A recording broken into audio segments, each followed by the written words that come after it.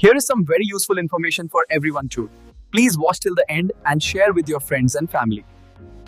Today, when people give their phones to repair shops for screen repairs donate, it is very important to be aware that your personal photos, videos, and private files may be at a data security risk. Also, when you sell or transfer your old phone to someone else, always remember to secure your data first, because your personal photos, videos. Let me show you a very useful built-in Android feature to protect your data remotely. Open your Gmail account on any Android phone. Inside Find My Device Fonty, you can see all devices connected to your Gmail account. Simply select the device you want to secure from the list on your screen. After selecting your device, you will see several options on screen.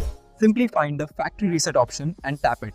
Here is how this works. Though, the moment that device connects to mobile internet or Wi-Fi anywhere but one, the factory reset process will start automatically. One helpful tip to remember, Phony, the device must connect to internet at least once for this process to work. So it is always good to access them. Data security awareness is very important across all cities, including Hyderabad and other major cities. So please stay informed, stay careful. Please share this useful information with your friends and family so everyone can keep their data safe. Follow our channel for more helpful tips.